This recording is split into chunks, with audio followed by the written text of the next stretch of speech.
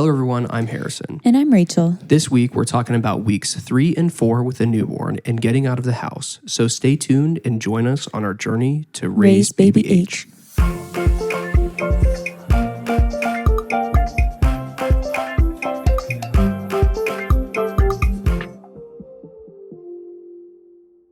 By the time Edison was 2 weeks old, I was really frustrated that I wasn't back to normal yet, which I realize now sounds ridiculous, but I was so eager to be able to move my body without aches and pains. When you have a newborn, every day that goes by, you get a little bit more confident with taking care of them. And we certainly didn't feel like experts, but we felt comfortable with the idea of just getting out of the house. The first place that we went was, of course, the zoo. It's only 30 minutes from our house, and it's somewhere that's familiar to us. I think that's one of the most important things when you're trying to find the first place that you want to go to is making sure that you're comfortable with wherever you go. Like that you know everything really well, where you can find things, and that you have an easy way to get out of there if it just doesn't go right. We were only planning on being gone about 3 to 4 hours at most, which meant that we only had to worry about one pumping and feeding session while we were out. The whole time we were at the zoo, everybody we ran into was just so surprised that we had a child that was that young out and about. I think one of the people that works at the zoo was asking if we came right from the hospital, and he was only 2 weeks old. So we didn't come straight from the hospital, but it's still really early. It was nice just to be able to be out in the sun. It was still really nice weather outside, and just to be able to walk around and feel like there was something that we could do together. Before Edison was here, we spent a lot of time at the zoo. We would go all the time, and it's close to home. It's easy for us to get these short little walks in, and the zoo is a good place for us to do that. And it was just really nice to be able to do something that we did before with Edison and know that a ton of stuff has changed. And going to the zoo is definitely a little bit different now, but we can still do something that we really enjoyed doing before Edison was here. We got to fully experience our stroller in action. We had taken a few walks around our neighborhood, but this was loading it in the car, getting it out, getting Edison out of the car, going into the zoo, and it was just a full experience. We got to use the under storage and things like that, and it just really emphasized that we really like this stroller. We knew that when we were picking a stroller that we wanted to spend a little more money on a stroller because it's something we were going to use a lot. We plan on going lots of places, and we want a stroller that makes it easier to do that. So we ended up picking the Mockingbird stroller, which is not the most expensive you can go, but it's certainly not on the cheap side of strollers. But this stroller has been really helpful for us. It has tons of storage underneath, which has made it much easier to carry all of the stuff for Edison, all of the pump parts, and it is really easy to push, which doesn't seem like a huge deal, but when Rachel is just having a hard time moving without feeling all of this pain, and she can push it up and down hills and it doesn't really bother her, that's really nice. I was still kind of using the stroller as like almost a walker at this point because it still was a little bit hard for me to get around. I think I was very ambitious with how much I wanted to do. And at the end of a day out doing something, even just going to the doctor or going to the grocery store, I would come home and be exhausted and my body would hurt. I definitely would not recommend just diving back into everything that you used to do before. But to me, like mentally, I just really felt like I needed to do something. Before Edison was here, we were really adamant that we were not going to let him totally slow us down and that we were going to stop doing stuff that we enjoyed doing before he was here. And this was kind of like our first time to try this out. And really, he slowed us down a lot. But I think that the more you do it, the more comfortable that you get with it, the quicker you're going to become at it. And That very first time, it was amazing how long it took us to get out of the house. I felt like it took us 4 hours to leave the house for 4 hours, and I think that's just kind of how it goes at the beginning, but now that we're a little bit further along, it doesn't take us that long. That is pretty accurate because I remember I would pump and then we would be like, oh, let's go out and do something. And we would plan to leave after my next pump, which would be 3 hours later. And it would take us that whole 3 hours just to pack everything for me, wash the dishes, get all the pump parts together. And it was chaos. At this point, we were still exclusively pumping. And when you're doing that, you have two whole schedules to work on. You've got to deal with mom's schedule for pumping, you've got to deal with baby's schedule for eating, and they don't always match up as much as you would like them to. So we knew that Edison is the least flexible. When he's hungry, everybody is going to know it. But for Rachel, when she needs to pump, she does have a little bit of flexibility here and there. So, what we have been trying to do anytime we go anywhere is feed Edison right before we leave, because that gives us about a 3 hour chunk before we have to be stopped again. So the next day, we went out of the house again. We had rented a studio about an hour from home to take Edison's newborn photos. So Harrison does photography, and we just decided that it would be more comfortable for all of us if Harrison took the photos. And then we also asked his sister, who is also a photographer, to come with us, and she could take the photos with Harrison and I in them. And then the photos of just Edison, Harrison could take. We know that this is not an option for everybody, and for a lot of people, you have to hire out a studio or a photographer to take your baby photos. So, this is going to look a lot different for a lot of people, but it's a skill that I have developed and I really enjoy doing. So, it really worked out for us. So, we drove about an hour away from home and we did about the same thing as we did when we went to the zoo. So, we tried to plan around Edison eating. But this time, instead of feeding him right before we left, we tried to feed him right before the pictures. When you think about newborn photos, a lot of the cute ones are when they're like halfway asleep and they just kind of chill in these like cute poses that are not always the most natural of poses. And so we wanted to make sure that he was tired in that time. We'll say one of the things that was beneficial for us for newborn photos was to slowly feed him that bottle. So we would feed him the bottle until he fell asleep, and then we're just going to stop so that we can do a little bit of stuff. And then when he gets cranky, there's still a little more bottle that he can have. We only had the studio for 2 hours, so it was a little busy trying to make sure that we got all the shots that we wanted, but also, Edison still needed diaper changes. He still needed to eat every now and then. And so that did take away some of the time that we had for photos.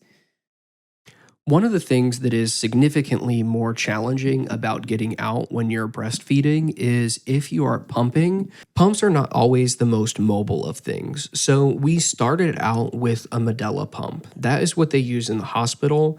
There's actually a hospital grade Medela pump, which you only can use in the hospital, or you can actually rent it from the hospital if you choose to take that route too. But we had picked up a Medela pump-in style pump, and that's kind of their newer model, uses some of their newer parts, and that's what we had been using. But when you use that, you do have to be attached to a wall outlet all the time. And that is not always the scenario for us. A lot of times, Rachel wanted to pump in the car. And so there's like this weird battery attachment that you can use, and it kind of worked for us, but it was really difficult for Rachel to get around. And I did have a new mom moment, and one day was trying to pump on the go on the way to an appointment and set my milk in the bag with all the parts and stuff, and it spilled and the battery attachment got ruined. So that pump is no longer a portable option for me. In trying to fix this issue of Rachel feeling like she's attached to a wall anytime she pumped, we started looking at other breast pumps that we could do. So one of the ones that's highly recommended for very mobile moms is called the Mom Cozy. It's on the cheaper side, and after just spending money to buy this Medela pump, we didn't really want to pay the $400 to $500 to get the Willow or the LV, which is a wearable pump. A lot of people had good success with the Mom Cozy, just using it as a secondary option to pump in the car, or if they really needed to do something or feed their baby while they pump, it's another option for you. One of the largest benefits to the Mom Cozy is that there's not all this tubing everywhere. So it is battery powered, but it doesn't have this tubing. So it's two separate pumps that are significantly smaller. And basically, they can just sit inside of a pumping bra. I will say the nicest thing about those wearable pumps is that you can set each side to a different suction level, and a lot of women struggle with having what they call a slacker boob, or one that just underproduces.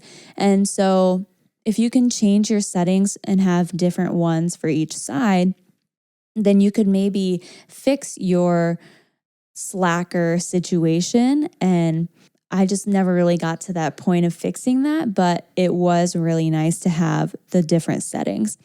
While we were taking the newborn photos, Rachel tried the Mom Cozy, did it that entire day, and we actually kept it for a little while. We're not using it now, and we can go into that a little bit more in another episode, but the Mom Cozy worked out really well as far as a mobile situation for us, and it made it very easy for Rachel to pump in the car or just in these places that are not really meant to have somebody pump in. Not everywhere has a nursing room. After we returned that pump, it definitely made me more motivated to find an option that we could do on the go. After our newborn photo shoot, we came home and really just chilled the rest of the day. And that photo shoot, even though it was just a couple of hours, it just completely wiped us out. We couldn't do anything the rest of the evening. So we just kind of chilled around. And then the next day, we met up with Rachel's family for dinner. That was our first family dinner after Edison was born. My family usually does that every Saturday, and we decided to make the drive to go see them because Harrison and I really believe, like, if you make the effort to come see us, we're going to make the effort to come see you.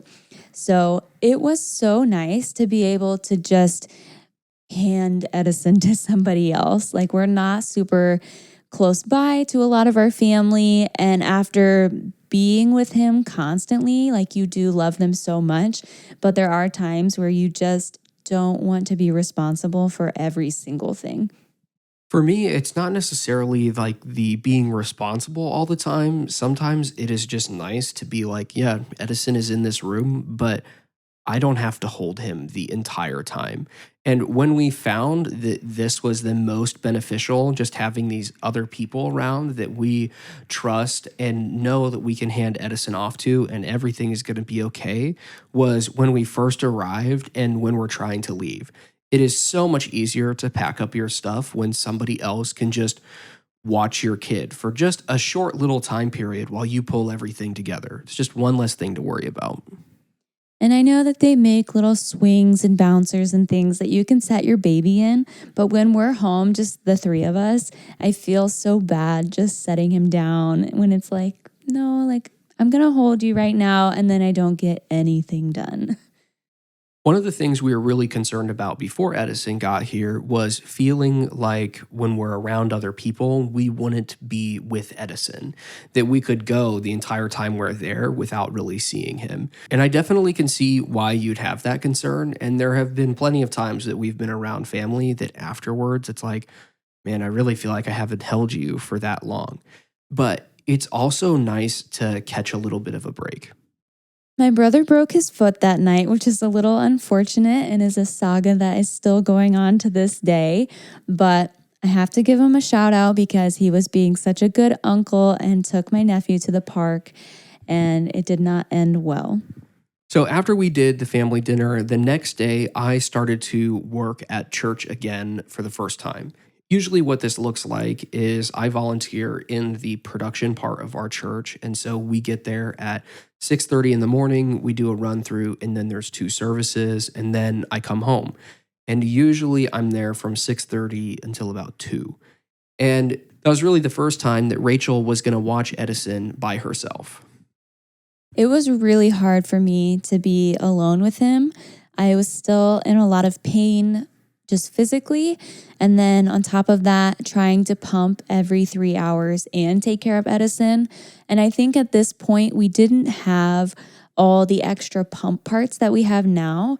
So after each pump session, you have to do the dishes. Like, we didn't have enough parts where you could wash them once a day or something like that. Like, it was, okay, I'm going to pump and then I need those parts again. So they need to be washed in this 3 hour chunk. I think that this day went a little bit better than what we were really expecting to, but it still wasn't amazing. I ended up coming home early from church so that I could help Rachel out. And there's a lot of stuff that we learned from just that short time period of only Rachel trying to take care of him. And there's just a huge world of things that have to happen when it comes to pumping that just make it so much more complicated to leave the house and do something or just to take care of Edison by yourself. And it is really just difficult. And I know it seems like we're talking a lot about pumping, and we're going to have another episode very soon specifically dedicated to pumping. So hopefully you'll learn a little bit more about that then. I was so defeated at the end of that day because I felt bad that I asked Harrison to come home early and that he had to tell people that he told, he could help them at church that he had to go home. I'm sure they understood because we have a newborn. But at the same time, it felt like my fault, like I couldn't do it by myself. And just really, I was still really frustrated that I had to pump and that the breastfeeding wasn't working out the way that I wanted it to. And it all just kind of hit me that day of like, wow, I feel terrible. Like I don't know how to take care of my baby. Throughout 3 and 4 weeks old for Edison, there was quite a few moments where we were questioning the idea of whether we should be still giving Edison breast milk. And it is definitely a very hard thing. It is not super easy. You would think that it would be simple because it's the natural way, but there's so much stuff that you just have to figure out. And we have said on multiple occasions that I don't understand how people, even 20 years ago, would have been able to breastfeed their baby because pumping is so complicated. And I really do give credit also to single parents because I just don't even know how, like, we were very lucky that Harrison had all the time off that he had and still does. So it really is just very eye-opening. It makes you appreciate who you have and what you have and resources and people around you to help you get through. After our first trip to the zoo and that weekend, we have taken several more trips to the zoo. And pretty much every time we go, we come up with an idea of something that we can do to make the process easier, something that we need to put in the diaper bag or always have in the pump bag, and really just streamline that process. And that really helped us out a lot because we have taken a couple of trips since then. Right now, we're not even at home because we're working on a Christmas production that we do each year. If we did not take all these trips to the zoo to kind of figure out what we need when we're on the go, things would not be going as smoothly as they are now. So we finally made it to Edison's 1 month appointment, which I think by the time we got there, we both said it feels like a lifetime has gone by since he's been born and it's only been a month. But that just goes to show like how much you learn every day that goes by when you have this baby that you're taking care of 24/7. At this appointment, Edison weighed 9 pounds, which was a really good increase from the last time that we were at the doctor's, and they were really happy with that weight gain too.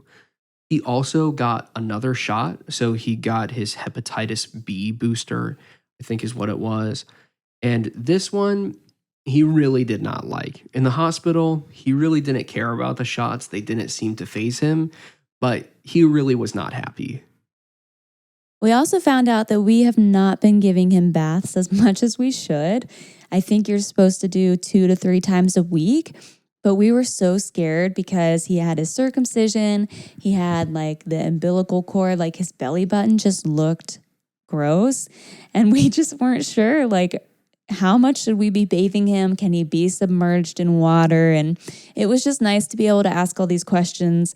And we kind of felt like, oh, we have a really stinky baby here. When it comes to bathing, the reason that we were so hesitant is both of us have history of really, really dry skin. And we really don't want Edison to have super dry skin when he's this little. And we know that bathing can cause that. If you are giving baths every single night and soaping them up the entire time, it's gonna give them a little bit of dry skin. But after we went to this appointment, we increased the number of baths we've been giving him. We just make sure that after every single bath, we just lotion up his entire body. And he really doesn't like the lotion, but it definitely has helped, and he doesn't seem to have a ton of dry skin yet. I really felt like all of the books that we read did not really prepare us for all of the beginning parts of parenthood. Which is why next time we are going to talk about what we've learned in the first month as parents. Thanks for joining us. See you next time.